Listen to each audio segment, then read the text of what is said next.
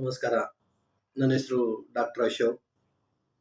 ಪ್ರಜಾಪ್ರಭುತ್ವದ ವ್ಯವಸ್ಥೆ ಎಷ್ಟು ಹಾಳಾಗ್ತಾ ಇದೆ, ಸರ್ಕಾರಿ ಅಧಿಕಾರಿಗಳು ತಮ್ಮ ಅಧಿಕಾರವನ್ನು ಎಷ್ಟು ದುರುಪಯೋಗಪಡಿಸಿಕೊಳ್ಳುತ್ತಿದ್ದಾರೆ ಮತ್ತು ಪ್ರಜಾಪ್ರಭುತ್ವದ ವ್ಯವಸ್ಥೆಗೆ ವಿರುದ್ಧವಾಗಿ ಹೇಗೆ ನಡೆದುಕೊಳ್ಳುತ್ತಿದ್ದಾರೆ, ಅಧಿಕಾರ ರೂಢ ಪಕ್ಷಗಳು ಅಧಿಕಾರಿಗಳನ್ನು ಯಾವ ಥರ ನಡೆಸಿಕೊಳ್ಳುತ್ತಿದ್ದಾರೆ, ಪ್ರಜೆಗಳನ್ನೇ ಆಗಲಿ ಅಥವಾ ವಿರೋಧ ಪಕ್ಷದ ನಾಯಕರನ್ನೇ ಆಗಲಿ ತಮ್ಮ ಮನ ಇಚ್ಛೆಯಂತೆ ಅಧಿಕಾರಿಗಳನ್ನು ಉಪಯೋಗಿಸಿಕೊಂಡು ಪ್ರಜಾಪ್ರಭುತ್ವವನ್ನು ಹೇಗೆ ಕಗ್ಗೊಲೆ ಮಾಡುತ್ತಿದ್ದಾರೆ ಅನ್ನುವುದಕ್ಕೆ ಇವತ್ತಿನ ವಿಡಿಯೋ.